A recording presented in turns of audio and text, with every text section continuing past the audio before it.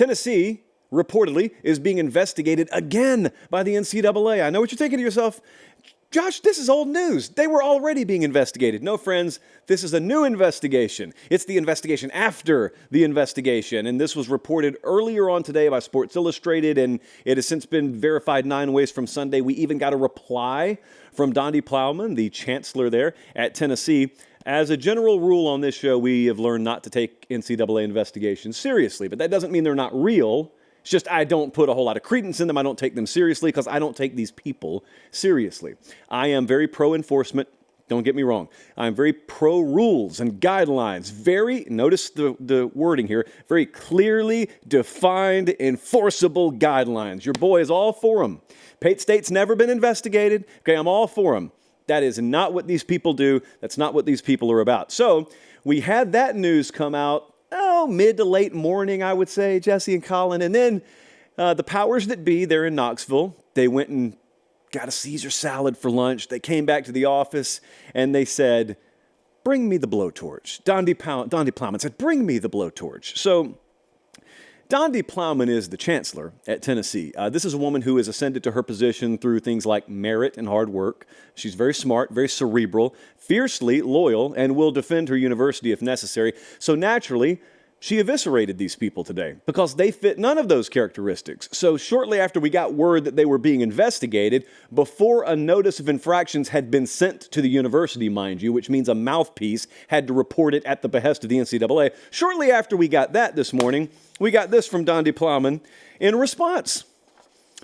Quote, earlier today, a team from the University of Tennessee met with members of your enforcement staff to discuss allegations the NCAA intends to bring against Tennessee related to NIL. We appreciate your staff listening to our arguments and agreeing to evaluate them.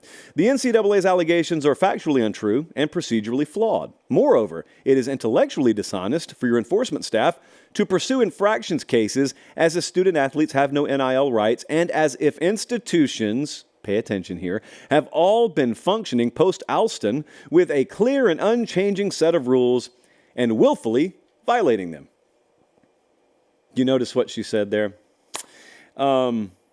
Naturally, she responded that way because that's how you have to deal with these people. Now, when I say things like that, if you're new to college athletics, if you just decided you're going to be a college sports fan in the past year, let's say, college football, basketball, whatever, you may come in on like chapter 18 of the book, and you may be watching this play out saying, what's this woman's problem? If they broke rules, certainly they have to be punished, right? I want to encourage you guys. You would probably serve your best interest to zoom way, way out on this thing. Independent of whatever comes out with Tennessee. I don't care if you're a Bama fan and you hate these people with every fiber of your being. I don't care if you're a Georgia fan. I don't care. You need to zoom it out for the greater good because this is like the coyote wandering the neighborhood. Oh, the coyote got the neighbor's cat last night. I didn't like that cat anyway. You really need to go after the coyote because it's going to come for yours the next night. These people will eventually come for yours because you are in a world, as Donde Plowman said, where you have not had a clear and unchanging set of rules, and you haven't been willfully violating them in some cases. It's just been, you got one set the one day and then another set the next day, and so who in the world knows how to operate? Remember Tez Walker? They don't want you to, so I'm going to remind you. I remember Tez Walker. Remember how I sat at this desk leading into the 2023 college football season, and there was this receiver that was set to play for North Carolina. And he had only played at one other university. Through some weird transfer stuff, he had transferred multiple times, but he had never played anywhere other than Kent State. And he transfers to North Carolina, and everyone assumes he's going to be eligible. And then the NCAA all of a sudden just decides, no, he's not eligible. And everyone's beside themselves. What are you talking about? Then North Carolina appeals. And then we wait and wait and wait, and we're week of the game. We're 72 hours, 48 hours, 24 hours away from the game. North Carolina announces he's not going to be able to play week one. NCAA upholds their decision to not make him eligible. And then weeks into the season, all of a sudden he's eligible. And you know what they had the audacity to say? They had the audacity to say, well, you should have filed your paperwork right the first time. Like that's what happened. What really happened is legal minds who are not only capable of matching wits, but more so capable of playing whack-a-mole with the NCAA got involved. And they realized, oh, we actually don't have a leg to stand on. We're kind of sort of screwing this kid. And even if we do have nomenclature that we can hide behind, is our entire purpose not to serve a student athlete?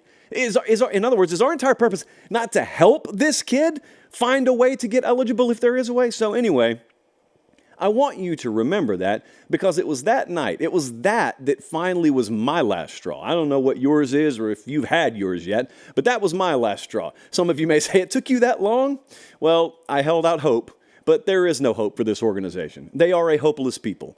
And we are as well as a college football public if we are continuing to depend on them for enforcement. In no merit-based world do these people have jobs. It's never the case in a merit-based world. Imagine for a second you work in construction. I've done this before. Imagine you work in construction and you show up to the job site one week and there's your schematic and there's the overall blueprint and here's lumber here and here's HVAC, and then the next Monday you show up, the plans have changed. And yet, what are we going to do? Well, we can't reverse what we already built, so I guess we're just going to kind of go by these plans now. Then you show up the next Monday, and you got a whole new set of HVAC instructions, and you got a new angle that they want the ceiling built at, and you have no choice but to keep going. You're working on a deadline, and fast forward 6 months, the house is built, and then the inspector shows up and says, this house doesn't look right. I'm going to punish you. What would you do?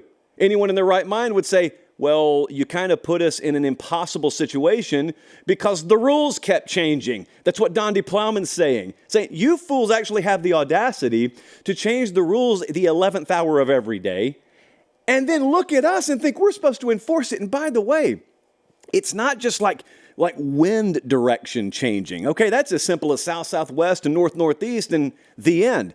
In this world, please understand, these are entire major organizations that you're trying to run. And so if you change guidelines today on January 30th, I have to then completely restructure my organization or my player personnel or my NIL or my recruiting department, and I'm hopefully building and then I'm hiring to build a structure to adhere to your guidelines, and that's a 6 to 12 month process, and then 8 months into it, you change the guidelines again.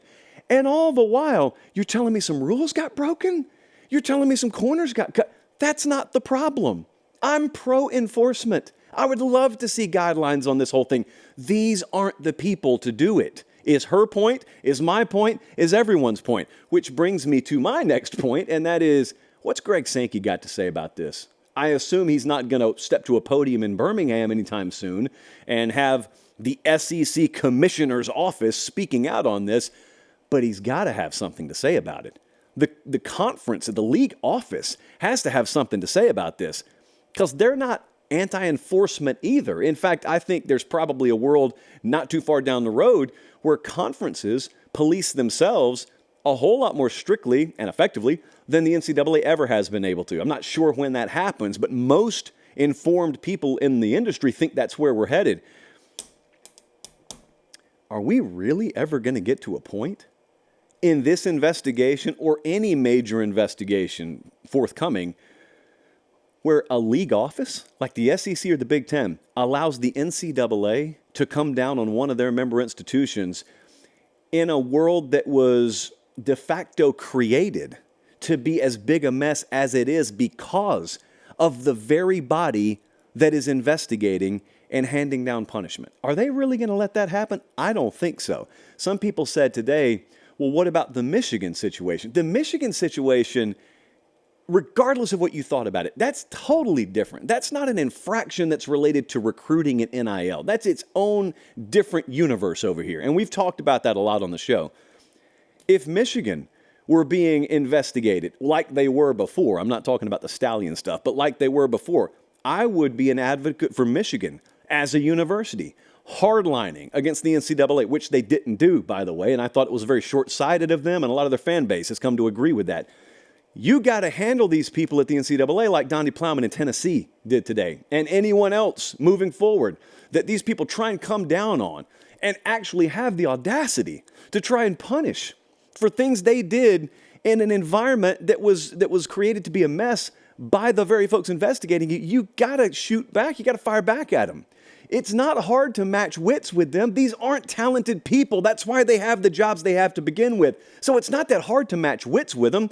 Just stop being scared. It is a tiger. It's just a paper tiger. You don't have to fear these people. And it is my belief that long before a hammer actually drops on Tennessee, the SEC league office will step in on this. I maybe think they won't need to, because it sounds like Tennessee has their ducks in a row on this.